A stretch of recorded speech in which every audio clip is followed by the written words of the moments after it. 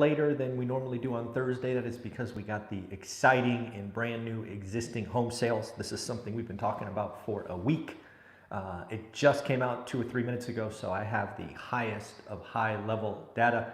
Hopefully look into that more this afternoon. I also want to talk about a tweet from the wonderful Amy Nixon. Yesterday I shared with you kind of my thoughts on what Powell is trying to do.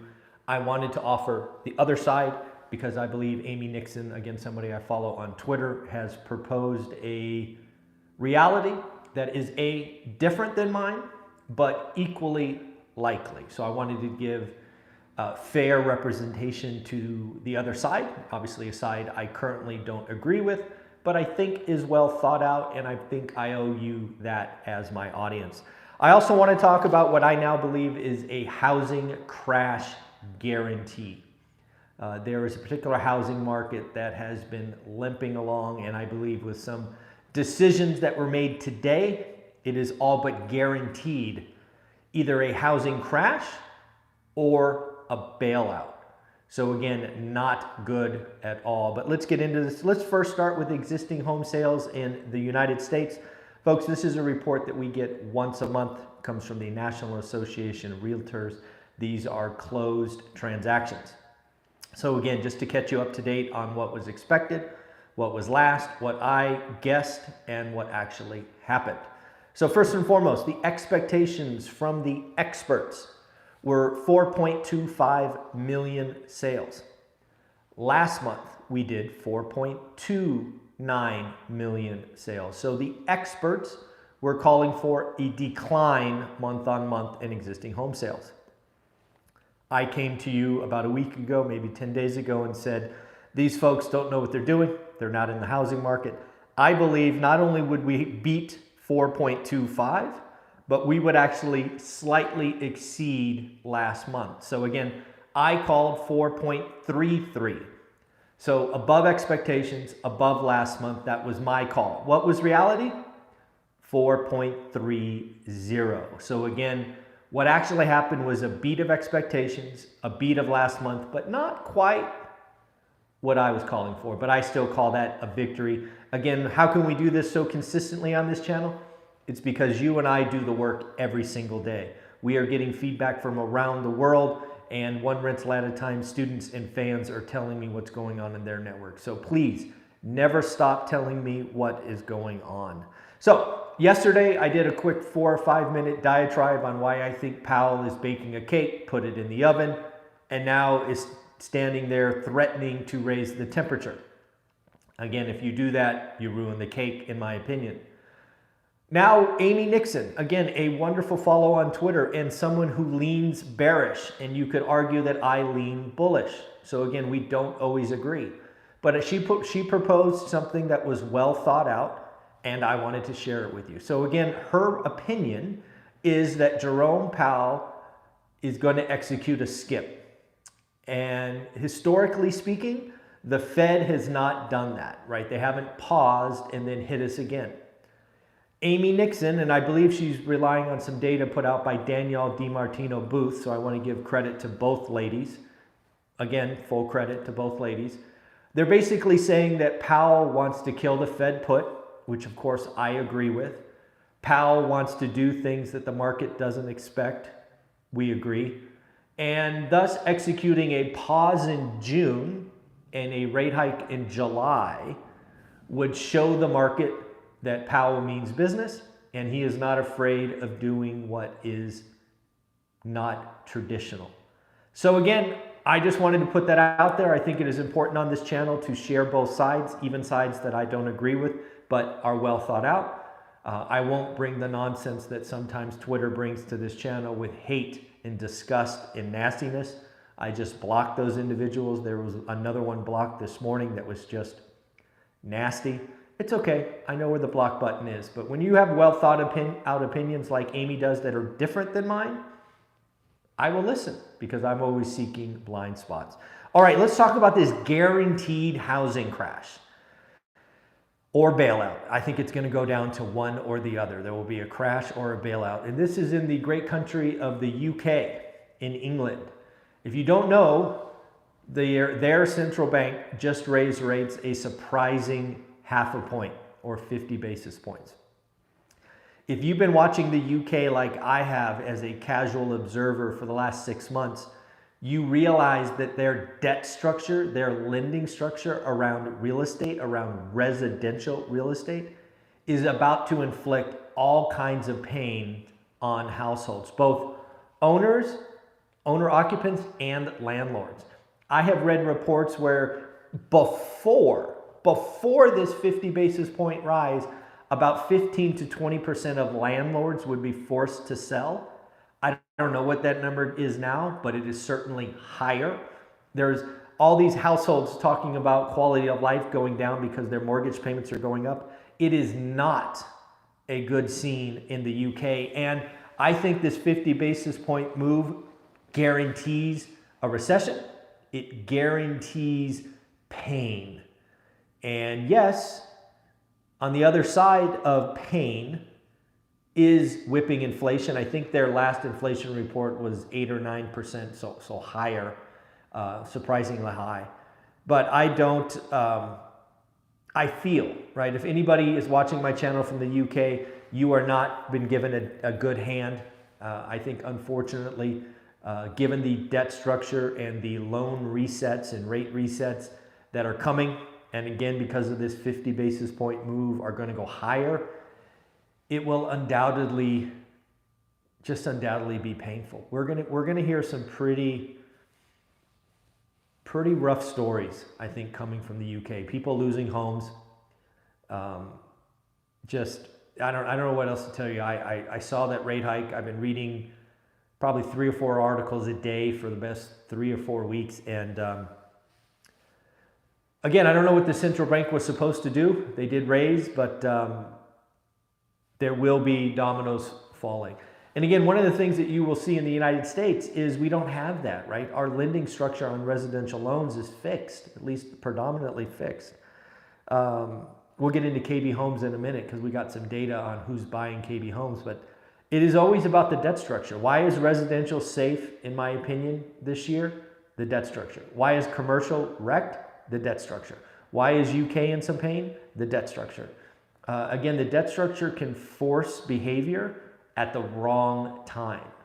And again, I think the 30-year fixed rate mortgage will become more and more popular.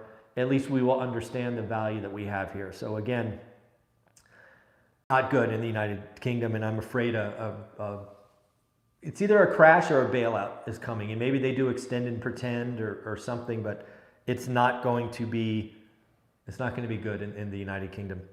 A couple of things I read. Lots of people are changing their forecasts. I hope to catch up with Lance Lambert later today and go through all of these. The Mortgage Bankers Association came out with their revised forecast. Their forecast previously was down or negative slightly. I have written down negative 0.6 and negative 1.4 this year and next year. It looks like they have revised their opinion to flat or 0 this year and up 1% next year. So we're really talking about changing at the margins. The one thing that I did think was interesting, which is, I'm not sure how I tie this together, but again, this is Mortgage Bankers Association, so maybe the next step is wishful thinking. The mortgage bankers are anticipating an interest rate on 30-year mortgages at the end of Q4, so call it Christmas, of 5.8% this year. And get this, folks, they're calling 4.9% next year. Quite a change, and certainly will bring demand about. We got a question about, is housing still in a recession? Or let me rephrase that. The question was, is the housing recession over? That was the question. The answer, in my opinion, is no. Absolutely not. We just reported the existing home sales at the start of the show at 4.30. The housing industry is used to 6.5 million. So that is, roughly speaking, a 40% drop. So I don't know about you, but if anything is down 40%, kind of feels like we are still in a recession. That said, builders, and we've talked about it, are crushing it. But when you look at the actual numbers, existing home sales dwarf builders, right? Builders make up somewhere between 10 and 16, 18% of the market. The lion's share of it is existing home sales. Let's get into a builder. KB Homes reported earnings yesterday, and not shockingly, they beat top line, beat bottom line.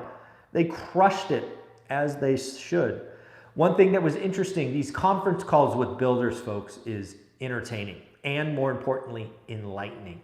The CEO and CFO were asked, are you giving rate buydowns as a standard practice?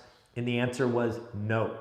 They are not doing that. It was a strategy they used in Q4 because of cancellations, but they are no longer doing that. In fact, when they looked at the home purchases of KB Homes, 90% of them chose fixed rate mortgage, to which I asked, what are the other 10% doing? But that is just my biased opinion. It is what it is.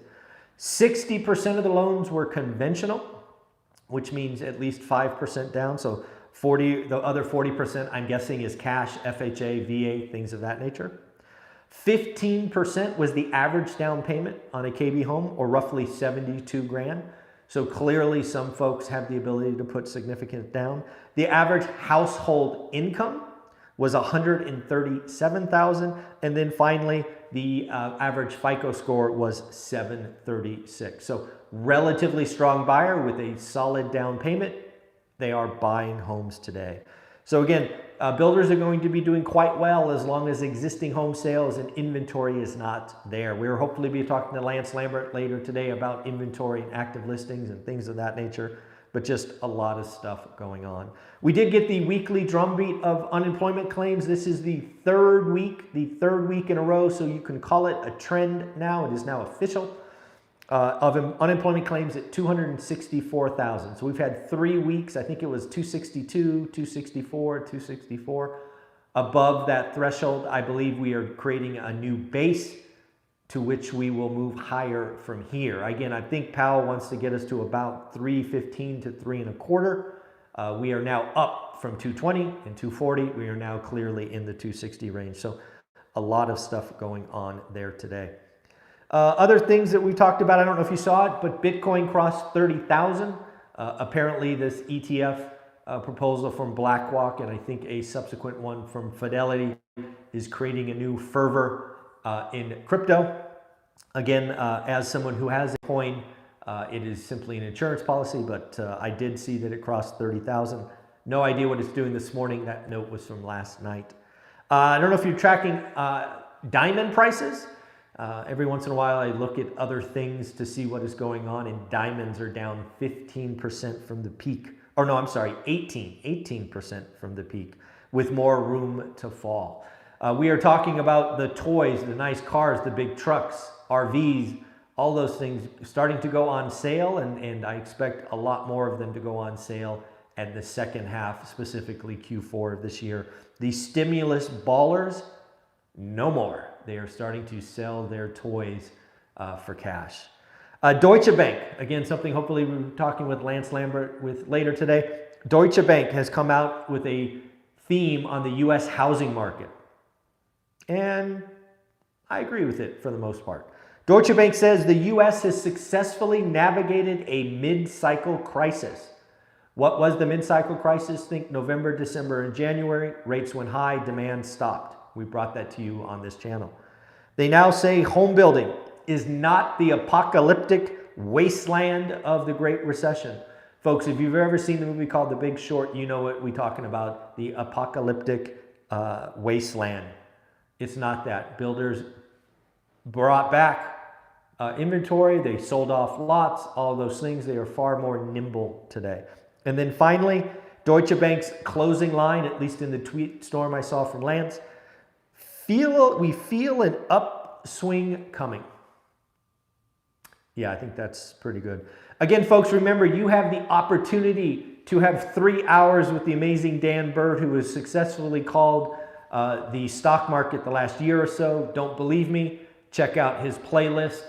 He has told us where the stock market is going pretty darn well, certainly better than any of the other analysts that I have seen. He's going to be speaking to you Sunday, July 16th for 3 hours. You're going to get some 101 on technical analysis. You're going to get some risk management and risk spreadsheet, and you're going to be able to ask him some questions. We will put a link below. I think the last time I saw there was 23 or 24 of you registered.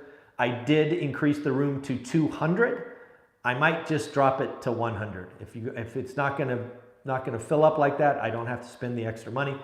So maybe I will see about dropping that room. But if you want to be there, register today and you will hold your spot. As always, if you do register, you will get the video on replay, which trust me, will be very valuable because you and I will not be able to get all the value that Dan Bird is going to bring. So trust me, get it, just get it for the video so you can watch that over and over again. And then lastly, we're going to be starting our journey home today. So this is the last day that you can buy my course, How to Get Started One Rental at a Time, and get 2 free courses. You can get the buy box, the mastermind, the debt equity, whatever you want. You can get 2 free courses today. Buy the course, How to Get Started One Rental at a Time, for $3.99. Get $100 in additional value. And if you buy my mentor option at $7.99, you can have every other course I offer, which is probably $400 in value. I actually never added it up. But again, it's your last day. I should be recording next Sunday in my studio at the office. And this will be your last chance. So get it today. Other things to talk about. Again, I want to shout out Amy Nixon, not somebody I agree with, but I do think she puts out well thought out material most of the time. And I think she might be right. Powell maybe skipped in June to raise in July to show the market that he is not afraid to do something unexpected. Again, it is not my call. I haven't changed my opinion, but I thought you should have the other side. And then lastly, the existing home sales. The experts said it was going down. We on this channel said it was going up. And it went up ever so slightly to 4.3 from 4.29. Guys, have an amazing day. One rental at a time. Like, subscribe, comment. Don't forget, we've got a couple of books. If you can write a 5-star review or maybe take a selfie, I will do that for you. And these cards that are right here, if you get your first deal or your next deal and I helped you in any way, let me know and I will mail you a card. Take care, everyone. Thanks so much. Bye.